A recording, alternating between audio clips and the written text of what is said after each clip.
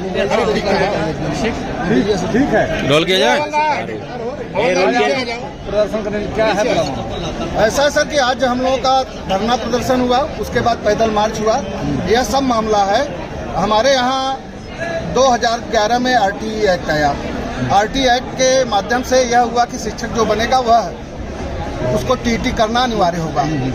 लेकिन 1 सितंबर 2025 को माननीय सर्वोच्च न्यायालय के द्वारा एक निर्णय दिया गया कि बेसिक शिक्षा परिषद में जितने भी कार्यरत शिक्षक हैं सबको TT करना अनिवार्य होगा।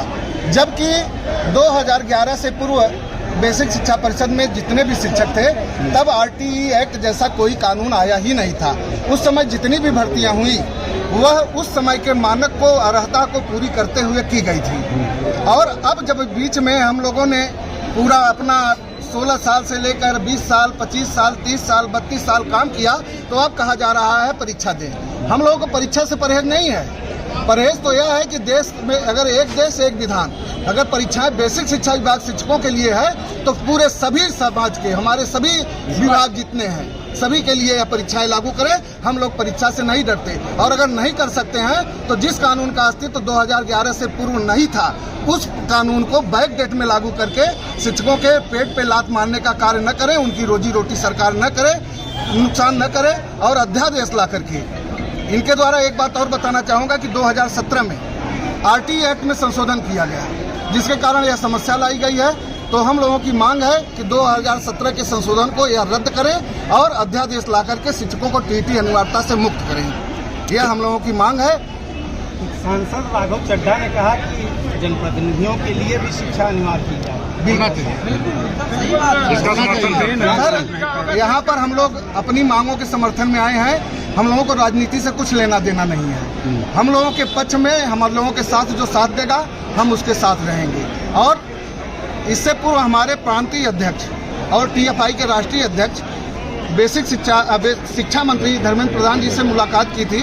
उन्होंने बाहर आश्वासन भी दिया था, लेकिन लोकसभा में माननीय लालजी वर्मा जी के प्रश्न के उत्तर में जब शिक्षा राज्य मंत्री जी के द्वारा यह जवाब दिया गया कि माननीय सर्वोच्च न्यायालय का निर्णय लागू है, उस पर मुहर लगाने का कार्य किया गया, तो यह बाहर कुछ बात करते हैं और अंदर कुछ बात करते हैं। इस बात से शिक्षकों में बड़ा ही आक्रोश है, बड़ा दुख भी है।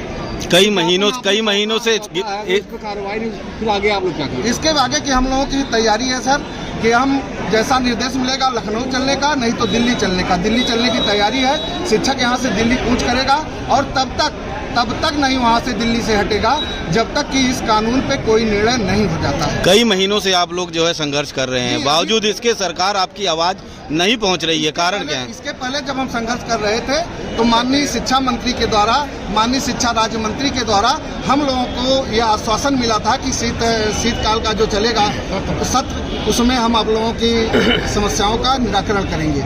लेकिन उस सत्र में निराकरण यह हुआ कि उन्होंने सुप्रीम कोर्ट के निर्णय की बातें की, उसके आगे उन्होंने और बातें नहीं की। जबकि लालजी वर्मा जी के द्वारा 5 प्रश्न पूछे गए थे, उनके द्वारा केवल 1 प्रश्न का जवाब देकर 4 प्रश्नों को टरका दिया गया।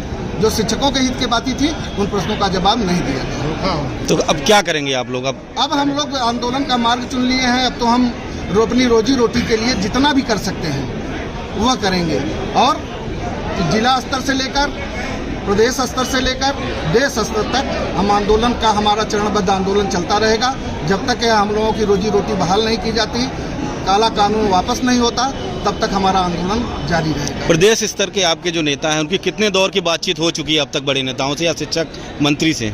उनकी अभी दो चक्र की वार्ता हुई थी, लेकिन लोकसभा में जब